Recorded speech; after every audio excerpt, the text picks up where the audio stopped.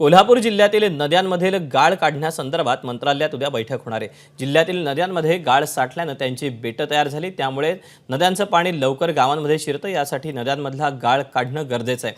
याबाबत धोरणात्मक निर्णय घेण्यासाठी जलसंपदा मंत्री राधाकृष्ण विखे पाटील यांच्यासोबत मंत्रालयात बैठक होणार आहे। पंचगंगा नदीमध्ये देखील अनेक ठिकाणी अशा पद्धतीची बेटं तयार झाली आहेत। पंचगंगा नदीवरील बेटावरून आढावा घेतलाय विजय केसरकरनं।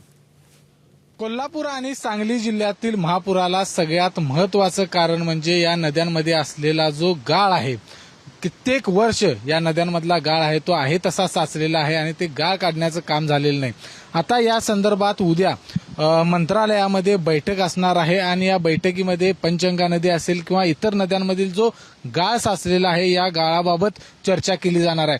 मी सध्या पंचगंगा नदीच्या या ठिकाणी आणि अशा पद्धतीची छोटी छोटी बेटं अनेक बेटं आहेत ते पंचगंगा नदीच्या पात्रामध्ये तयार झालेले आहेत आणि त्याच्यामुळे जो पाण्याचा प्रवाह पुढे पास व्हायला पाहिजे तो होताना आपल्याला पाहायला मिळत नाही। नदींचं पात्र आहे ते अतिशय उथळ झालेलं आपल्याला पाहायला मिळते। म्हणजे कित्येक वर्ष आहे तो अशा पद्धतीचा हा गाळ साचलेला आणि त्याची छोटी छोटी बेटं आहेत ती तयार झालेली आपल्याला पाहायला मिळतात। म्हणजे नदीचं पात्र प्रचंड विस्तीर्ण आहे, मात्र असं असताना देखील हा गाळ साचल्यामुळे नदीचं पात्र हे खूप कमी झालेलं आहे आणि ते उथळ देखील झालेलं आहे। त्यामुळे पाणी आहे ते शहरामध्ये अतिशय लवकर या ठिकाणी येताना आपल्याला पाहायला मिळते।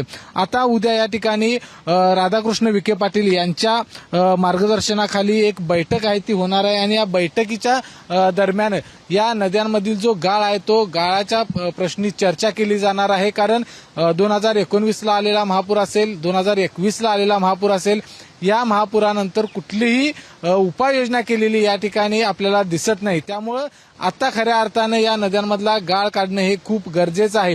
उद्या जी बैठक होते या बैठकीमध्ये नेमकं काय निर्णय घेतात हे पाहणं खूप महत्त्वाचं असेल। विजय केसरकर, एबीपी माझा, कोल्हापूर। एबीपी माझा, उघडा डोळे बघा नीट।